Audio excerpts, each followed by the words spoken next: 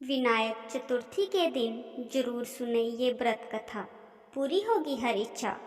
विनायक चतुर्थी व्रत की पुरानी कथा के अनुसार एक बार भगवान शिव और माता पार्वती नर्मदा नदी के किनारे बैठे थे।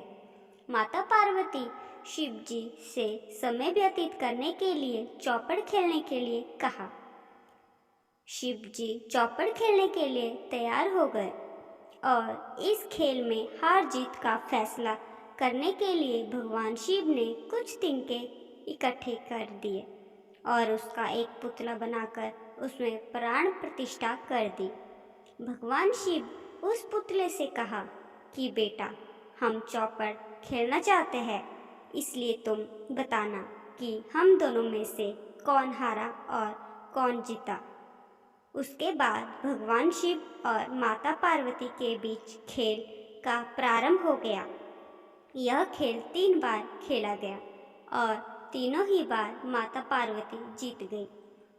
खेल समाप्त होने पर उस बालक से हार जीत का फैसला करने के लिए कहा गया, तो उस बालक ने माता पार्वती की जगह महादेव को विजय बताया।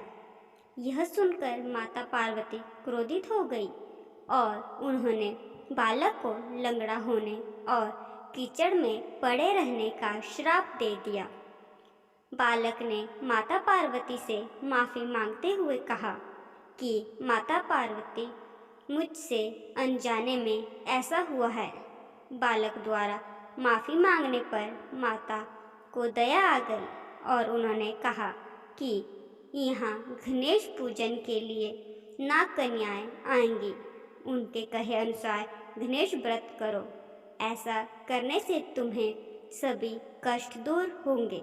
यह कहकर माता पार्वती चली गई। 1 वर्ष के बाद उस स्थान पर नाग कन्या आई और नाग कन्याओं से भगवान गणेश के व्रत की विधि जानने के बाद बालक ने 21 दिन लगातार गणेश जी का व्रत किया, जिसके परिणाम स्वरूप गणेश जी प्रसन्न हुए। उन्होंने बालक को मनवांछित फल मांगने के लिए कहा। बालक ने कहा, हे विनायक, मुझे इतनी शक्ति दीजिए कि मैं अपने पैरों पर चलकर कैलाश पर्वत पर पहुंच सकूं। भगवान गणेश ने बालक को वरदान दे दिया।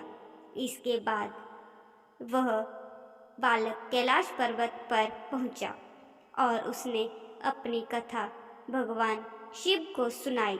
चौपड़ वाले दिन से माता पार्वती भगवान शिव जी से नाराज हो गई थी। देवी को मनाने के लिए भगवान शिव ने भी बालक के बताए अनुसार 21 दिनों तक भगवान गणेश का व्रत किया। इस व्रत के प्रभाव से माता पार्वती की नाराजगी दूर हो गई और वो स्वयं भगवान शिव से मिलने पहुंच गई। तब भगवान शंकर ने माता पार्वती को इस व्रत के बारे में बताया।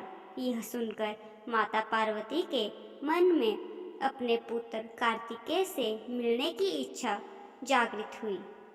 तब माता पार्वती ने भी 21 दिन तक श्री गणेश का व्रत किया। व्रत के 21वें दिन कार्तिकेय स्वयं माता पार्वती से मिलने चले आए।